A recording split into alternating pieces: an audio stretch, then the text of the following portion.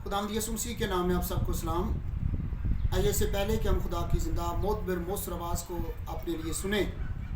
आंखें बंद करते हैं और दुआ करते हैं। खुदावंद कादिर मुतलक खुदा, तो अपनी इंजील की कुदरत से बड़ी जामशानी के साथ मुझे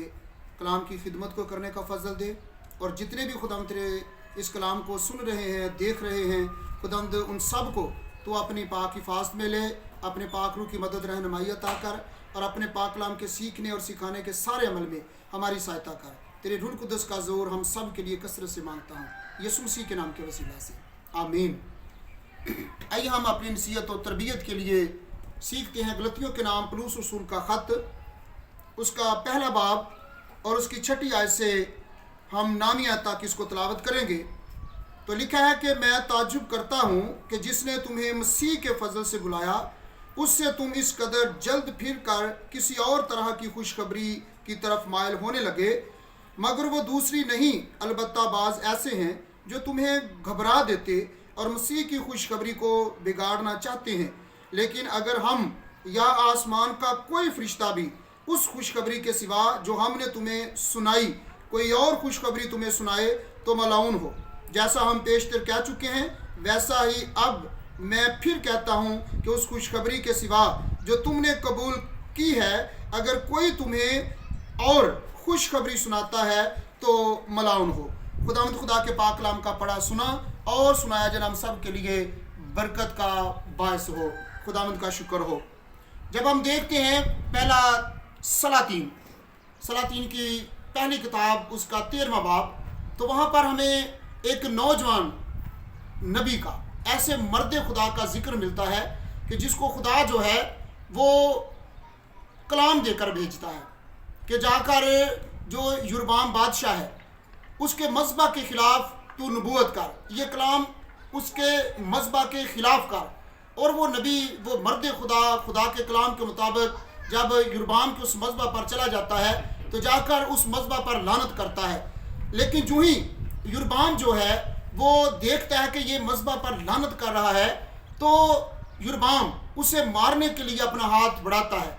जो ही युरबाम अपना हाथ उस खुदा के बंदा मर्द खुदा नौजवान नबी की तरफ अपना हाथ बढ़ाता है तो उसका हाथ सूख जाता है। और फिर युरबाम बादशाह, क्योंकि उस वक़्त जो थी वो सल्तनत, इसराइल की सल्तनत 2 हिस्सों में तकसीम हो चुकी थी, और युरबाम जो था वो इसराइल का बादशाह था, और वो चाहता था कि इस मर्द खुदा को, नौजवान नबी को जो है वो मारे। और जो ही उसने अपना हाथ बढ़ाया उस नौजवान को मारने के लिए तो उसका हाथ सूख गया। और फिर युरबाम बादशाह जो है वो उस नबी से कहता है कि मेरे लिए दुआ कर ताकि मेरा हाथ ठीक हो जाए। और उस नौजवान नबी ने, उस मर्द खुदा ने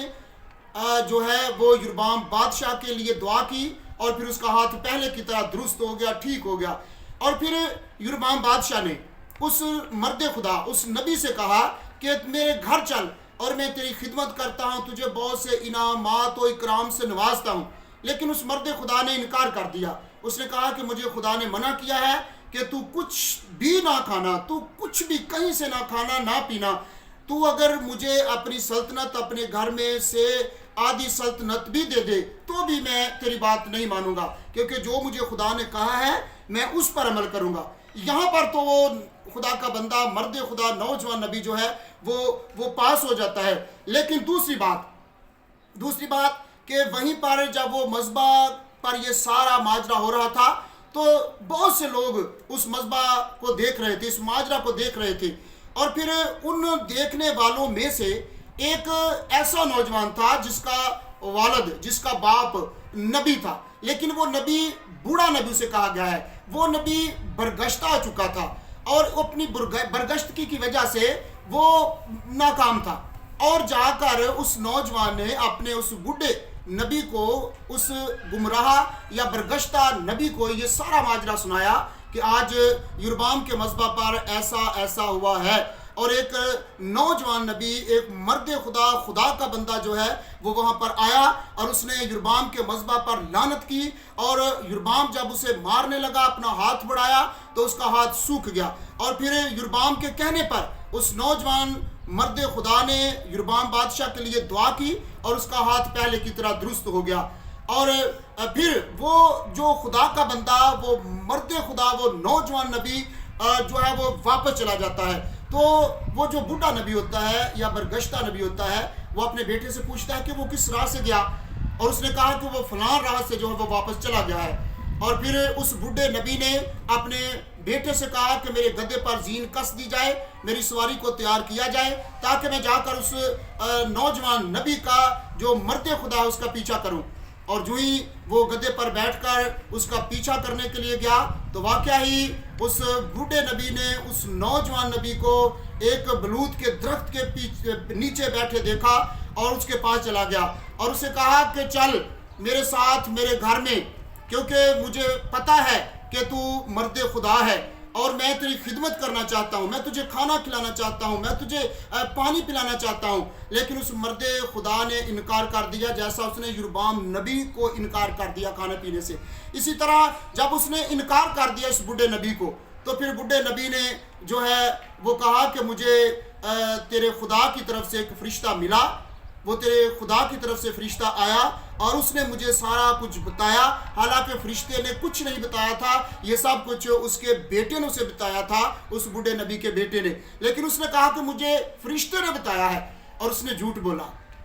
وہ خود بھی برگشتہ اور گمراہ تھا، اور وہ اس نوجوان خدا کے بندہ مرد خدا نوجوان نبی کو بھی برگشتہ اور گمراہ کرنا چاہتا تھا. اور واقعی جو ہی اس نے بوڑھے نبی نے خدا کے فرشتے کا نام لیا کہ مجھے خدا کا فرشتہ ملا اور اس نے مجھے سب کچھ بتایا، اس لیے میں تجھے لینے کے لیے آیا ہوں کہ چل آ میرے گھر میں تجھے روٹی کھلاؤں، میں تجھے پانی پلاؤں، میں تیری خدمت کروں. لیکن واقعہ ہی وہ مرد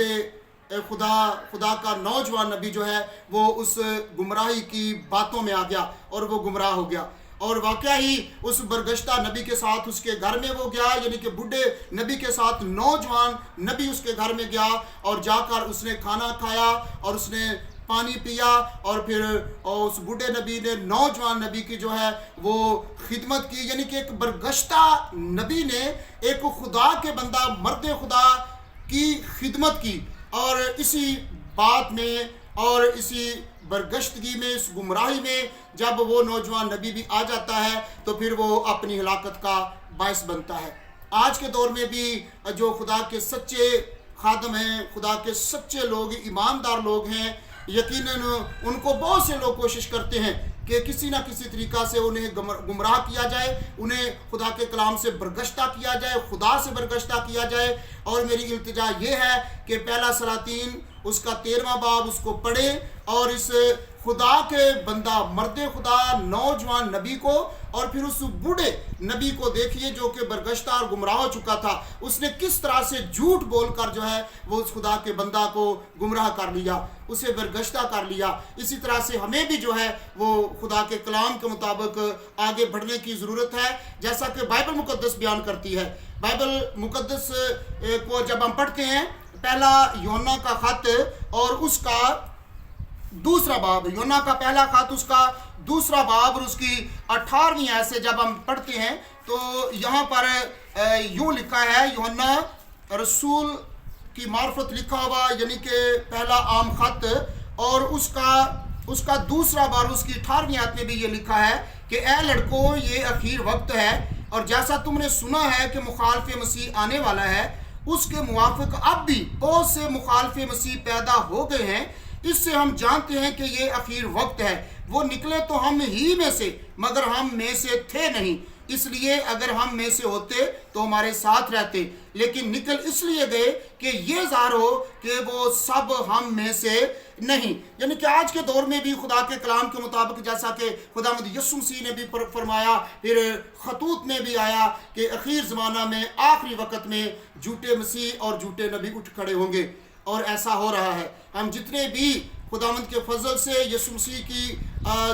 کے دیے ہوئے فدیہ یا اس کے صلیب پر بہائے گئے لہو کو مانتے ہوئے خدا کے فرزند ہیں، تو ہم سب کو ہر وقت جو ہے ایسی گمراہی سے اور ایسے گمراہ کرنے والے لوگوں سے جو ہے وہ بچنا چاہیے، جو کہ